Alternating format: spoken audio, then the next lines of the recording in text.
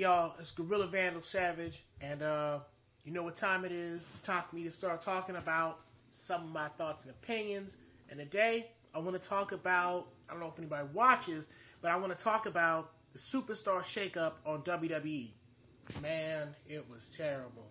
It was terrible. It was terrible.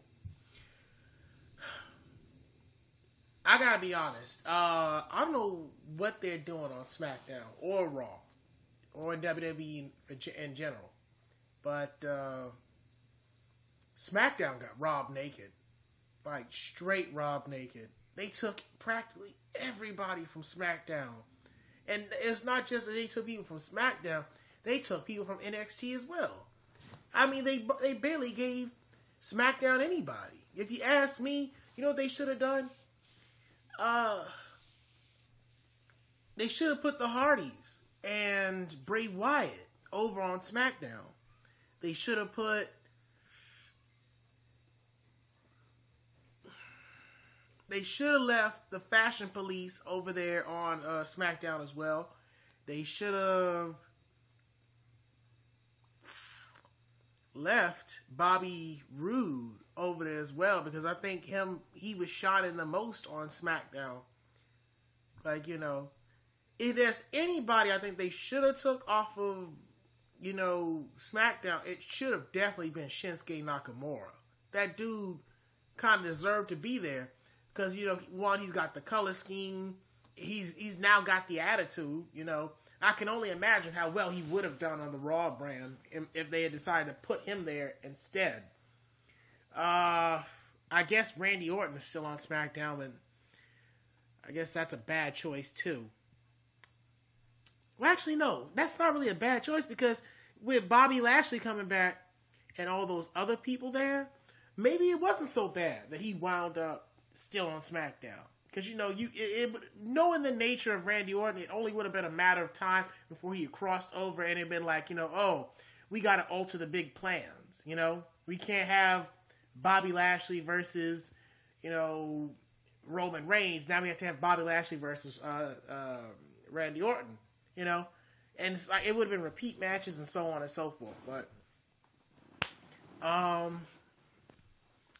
who else would I have left or brought over to SmackDown?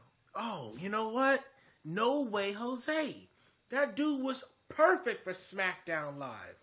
Why they brought him over to Raw? I feel like the only reason why they brought him over to Raw, really and truly, was just to start some kind of angle between him and Jinder Mahal. That's it. And Jinder Mahal himself shined the best when he was over on SmackDown Live. Coming over to Raw, maybe, but really and honestly, I'm just kind of like, nah. Because his level of aggression, really, was just something that kind of says, you think you that bad? You need to go to Raw. But even still, I'd have to say no. If anybody, you know, can go on YouTube and check out the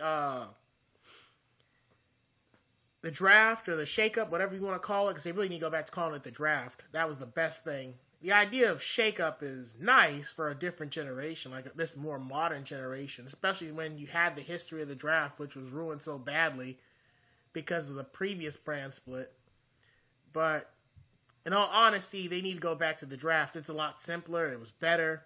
And, like, you know, I really think like WWE should have capitalized more on drafting based on what fans wanted and tallied it up, kind of. You know, kind of just said, well, here's what fans want, here's what we have to do or should do or whatever. But, you know, of course, WWE doesn't think about its fans. They don't think about nobody. They just kind of keep doing, expecting us to pay, you know. But I'll tell you, they ruined this shakeup. This shakeup was so damn terrible. Oh, my gosh. I can only hope that some superstars actually jump ship. It was so bad. I hope they jump ship, like, you know, really badly. But whatever. That's me. Like, subscribe, comment, whatever.